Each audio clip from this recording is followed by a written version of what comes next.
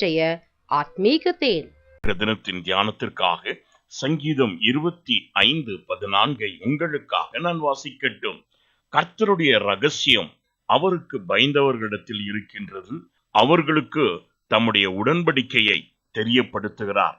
ஆம் பிரியமானவர்களே, யார் ஒருவர் கர்த்தருக்கு பயந்து அவருடைய வார்த்தையின்படியே கீழ்ப்படுகிறார்களோ அவர்களோடு தேவன் தம்முடைய உடன்படிக்கையை என்றென்று வைத்திருக்கிறார்.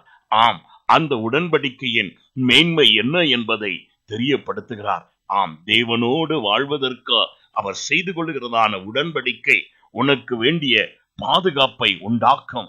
அவரோடு நீ செய்து கொண்டதான உடன்படிக்கையின் நன்மை அனைத்தையும் நீ பெற்று அனுபவிக்கும் வரைக்கும் அது உன்னை விட்டு விலகுவதில்லை. மாத்திரமல்ல, அவருடைய உடன்படிக்கையானது உன் பின் சந்ததிக்கும் அது பொருந்தி அந்த உடன்படிக்கையானது உன் சந்ததிகளையும் சந்தானங்களையும் பாதுகாக்கக்கூடியதா இருக்கும்.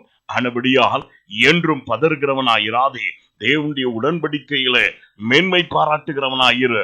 மகனுக்கு பயந்து அவருடைய உடன்படிக்கைக்கு தேவ வார்த்தை சொல்லுகிற வண்ணமாக உன்னை கீழ்ப்படுத்தி அவருக்கு உகந்தவனாய் ஜீவிக்கின்றவனாயிரு. அவருடைய உடன்படிக்கை பொய் சொல்லாது.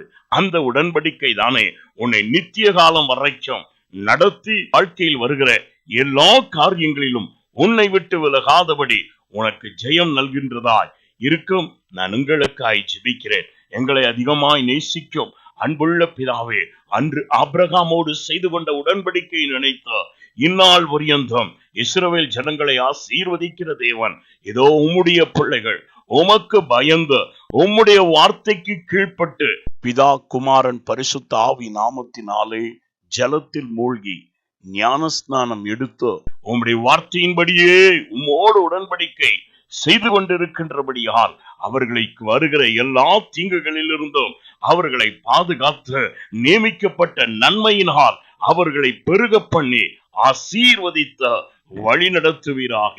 இயேசுவின் நாமத்தில் பிதாவே, ஆமென். God bless you.